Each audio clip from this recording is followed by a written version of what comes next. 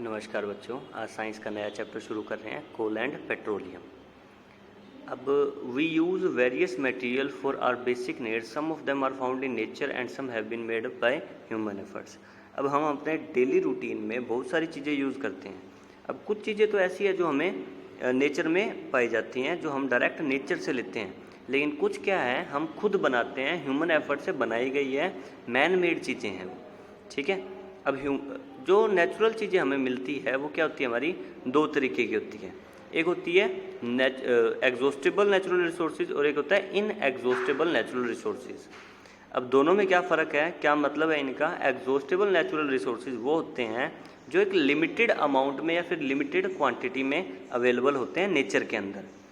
और फिर inexhaustible natural resources क्या होते हैं हमारे, जो ख़त्म नहीं किए जा सकते या फिर जो अनलिमिटेड सप्लाई है, जिनकी अनलिमिटेड क्वांटिटी में है, उनको क्या बोलते हैं हम, inexhaustible natural resources. These resources are present in unlimited quantity in nature and are not likely to be exhausted by human activity। जैसे एग्जांपल सनलाइट होगी, एयर होगी। सनलाइट हम कितनी मर्जी यूज़ कर लें, ये कभी ख़त्म नहीं होने वाली। वैसे ही एयर का हम कितना मर्जी यूज़ कर सकते हैं, ये कभी ख़त्म नहीं होती है।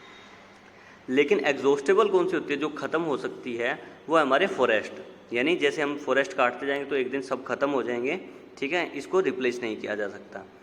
वैसे ही वाइल्ड लाइफ होगी, मिनरल्स हो गए, कोल हो गया, पेट्रोलियम हो गया, नेचुरल गैस हो गया, ये सारे क्या हमारे एग्जॉस्टेबल नेचुरल रिसोर्सेज हैं।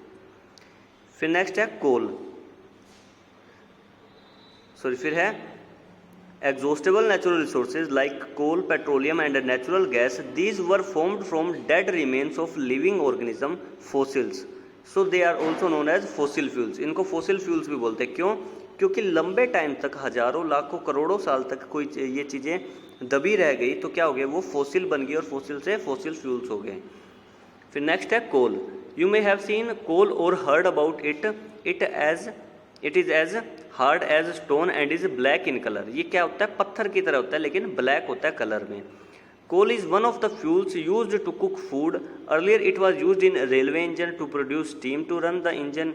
It also used in thermal power plant to produce electricity. Coal is also used as a fuel in various industry. अब कोल का सबसे ज़्यादा फ्यूल इंडस्ट्री में यूज़ होता था पहले के टाइम में, लेकिन धीरे धीरे जैसे उसकी अमाउंट कम होने लगी तो हमने उन चीज़ों को रिप्लेस करना शुरू कर दिया। जैसे पहले जो रेलवे के इंजन चलते थे वो कोल पे चलते थे, लेकिन अब वो बजाय उसके इलेक्ट्रिसिटी पे या फिर किसी और फ्यूल पे ज़्यादा चलते हैं। उसी तरीके से पहले हम खाना बनाने के लिए कोयले वगैरह का ज़्यादा यूज़ करते थे, लेकिन अब हम LPG वगैरह का ज़्यादा यूज़ करते हैं। ठीक है। वैसे ही थर्मल पावर प्लांट में इलेक्ट्रिसिटी प्रोड्यूस करने के लिए क्या होता है, कोल का यूज़ होता है। फिर नेक्स्ट है story of coal. About 300 million years ago the earth had dense forest in low lying wetland areas due to natural process like flooding. These forests got buried under the soil. अब ये सारे के सारे forest क्या हुए, ज़मीन के नीचे दब गए। As more soil deposit over them they were compressed. The temperature also rose as they sank deeper and deeper. तो जैसे ही उनके ऊपर और मिट्टी आती गई तो वो नीचे ज़्यादा दबते गए और टेम्परेचर वहाँ का ज़्यादा हाई होता रहा। Under high pressure and high temperature, ये दो वजह है इनके बनने की। क्या? हाई प्रेशर और हाई टेम्परेचर।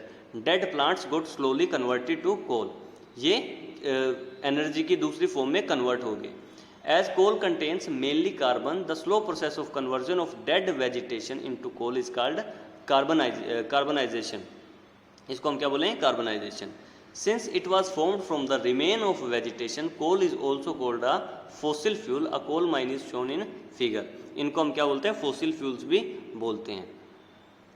फिर नेक्स्ट है कोक। अब कोक क्या है, it is tough porous and black substance. It is an almost pure form of carbon. इसको क्या बोलते हैं हम, almost pure form of carbon बोलते हैं।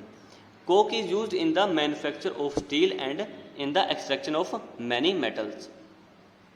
फिर नेक्स्ट हमारा coal tar.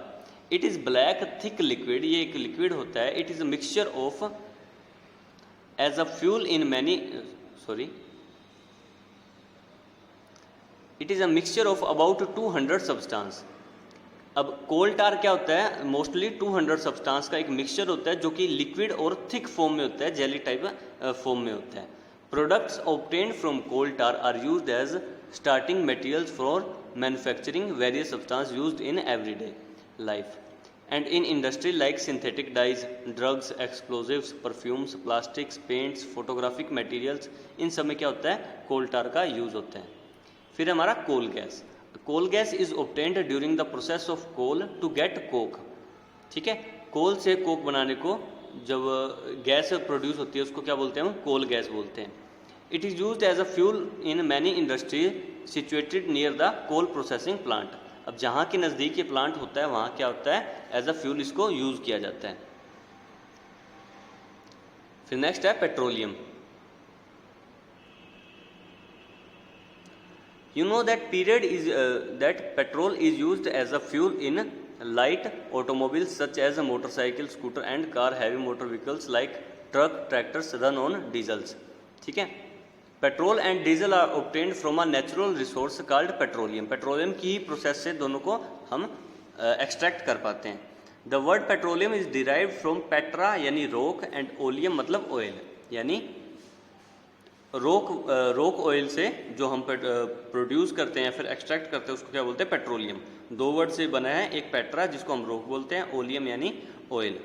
As it is mined from between the rocks under earth as shown in figure.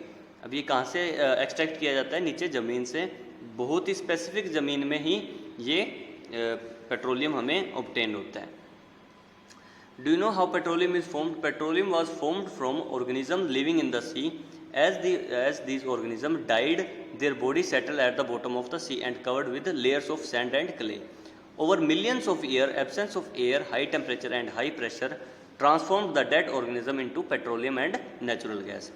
जो समुद्र के अंदर जीव रहते थे, जैसे ही वो मर गए तो धीरे धीरे वो मिट्टी के नीचे दबने लग गए। जैसे ही मिलियंस ऑफ ईयर यानी लाखों करोड़ों साल बीतते गए, वैसे ही वो ऑर्गेनिज्म क्या हुए, हाई टेम्परेचर और हाई प्रेशर की वजह से पेट्रोलियम में और नेचुरल गैस में कन्वर्ट हो गए।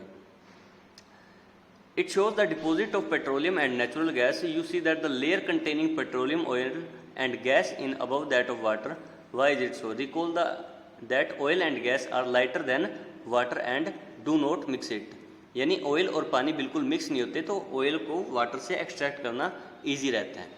उसको क्या बोलते हैं हम, एक्सट्रैक्शन को क्या बोलते हैं, रिफाइनिंग ऑफ पेट्रोलियम, यानी उसको रिफाइन करना। बाकी हम नेक्स्ट लेक्चर में करेंगे। आज के लिए बस इतना ही, धन्यवाद।